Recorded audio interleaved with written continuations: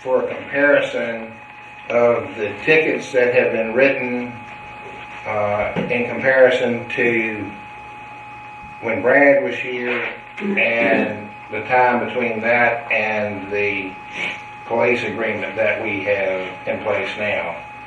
And I have requested that information. Roxanne, you haven't gotten it yet, have you? Mm-hmm. I was told that it would take some days to get, but it is forthcoming. Okay. Okay.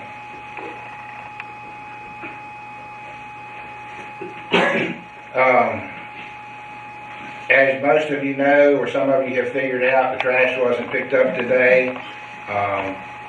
Wayne, our driver for the truck, had an appointment at the VA hospital that he needed to keep today.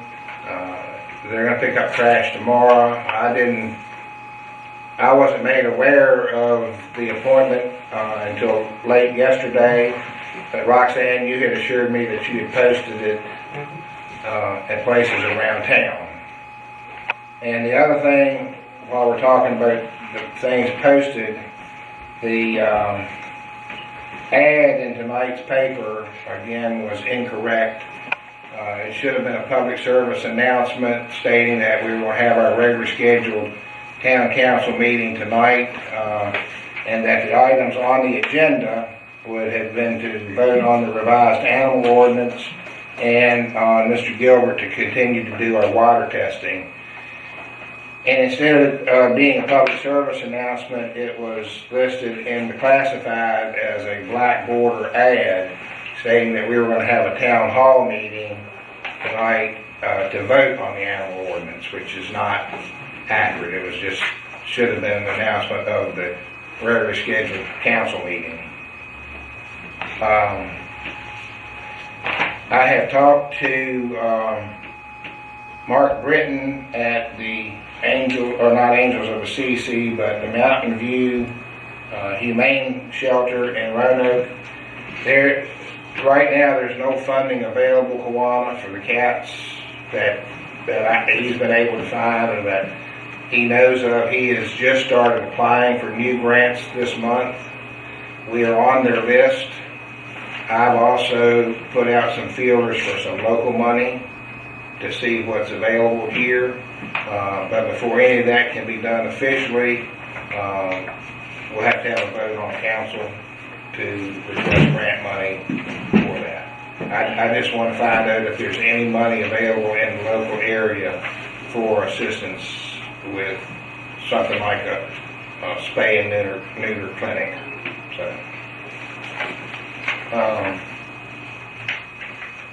down at the Public Works dump, where they dump the brush, down on by the pump station going over to the wastewater treatment plant, we're going to put up a sign, no more tires can be dumped down there. We're having trouble getting rid of the tires that are down there now. The county's working with us on a per load basis to get rid of those. Really, the only thing that should be dumped down there at that site is items that can be burned under the burn permit and taken care of that way. No household trash, no hazardous waste, no discarded tires, things of that nature. I think there's one more load of tires down there that Junior is planning on getting rid of pretty soon. And once they're gone, they're going to kind of keep a close watch on it and try to find out if anybody dumps any more down there. And then they would be responsible for coming and removing those tires themselves, because it's not a place to dump old tires.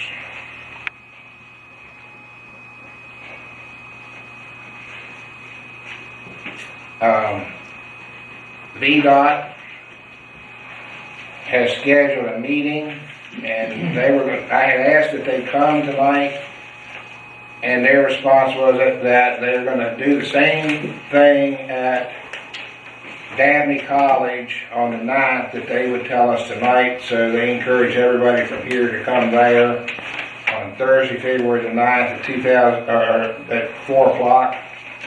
And they're going to discuss the improvements for the 9.5 miles of Route 220 between Iron Gate and the James River Bridge. I'm assuming that that is the bridge down at Eagle Rock Elementary School.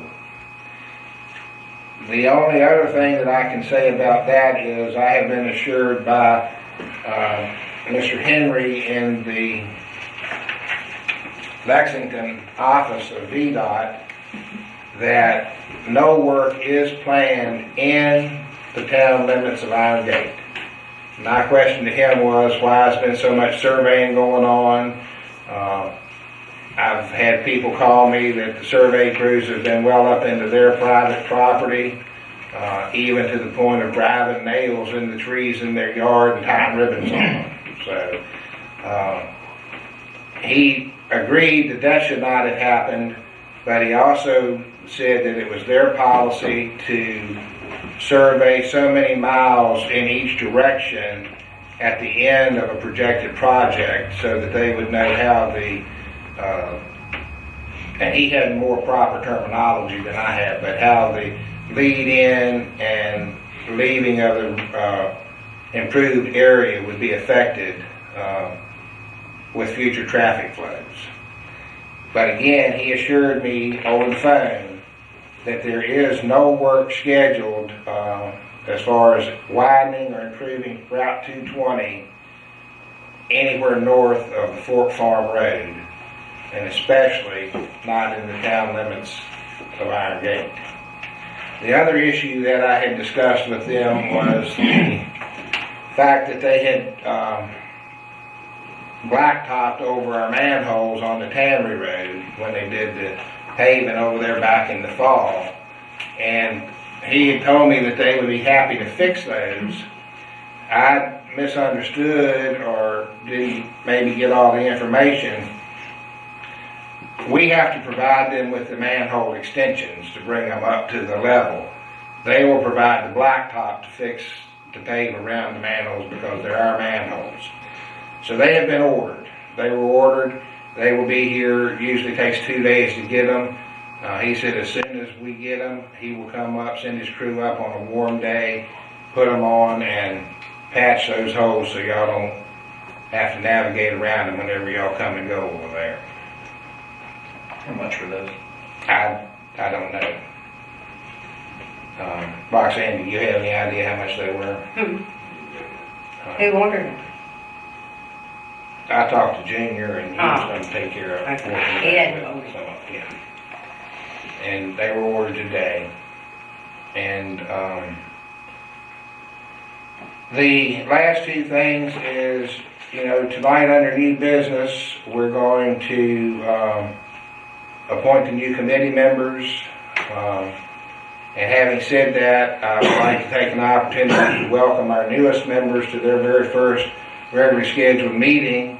Tonight we've got Councilperson Randy Unroe. You've been here before, and so you're not traditionally or technically a newcomer, but welcome. Thank you.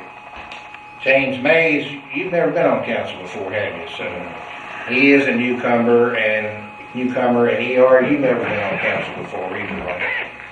We're looking forward to having you, looking forward to the new input, new opinions, and help in the guidance of the town. And we appreciate the fact that y'all have stepped up, got your name out there, and have the support of the community to be up here to help us make the decisions for the town.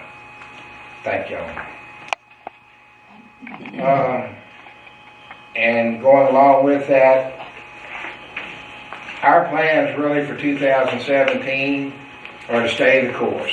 We want to continue to improve things, continue to try to find ways to maintain our budget with less expenditures, and keep our service charges in line, so that there's no rate increases to our residents on any of the services that we provide.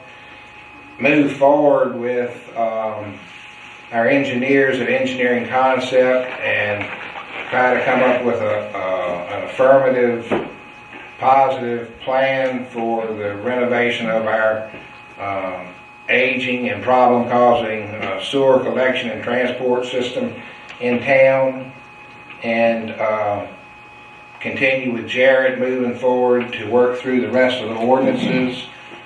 One goal that I have for this year is that by the end of the year, I'd like to see all of those behind us, completely revised and tied to current code, so that they are enforceable and legally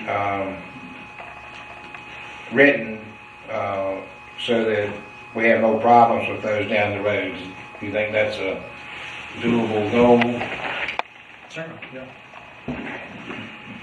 And so basically really just to stay the course and work with everybody in town and try to keep things moving in a positive manner like it is right now. And lastly, in my report, and this is really kind of I guess a plea for help, we didn't do a lot with the Parks and Recreations Association last year, and basically that's because we don't have a lot of participation. We would love to be able to put on the events that the people in town are asking for and do those things. We have the funds to do them, we have the places to do them, but what we're lacking is the manpower to come up and commit the time that it takes to pull these events off. There was a lot of criticism because we actually did not have a town day last year. We talked about it several times, asked people to please come, nobody showed up. One or two people can't do it. Bobby, how many people did it take when the fire department did that? A few. So what we're lacking is people willing to commit their time. And I know it's hard, especially if you've got young families and you're working.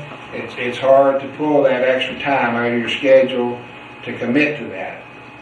But the only way we're going to be able to do these things that we want to do is to be able to get some help and support in the way of volunteers and people that can donate some time to come and help us out with these.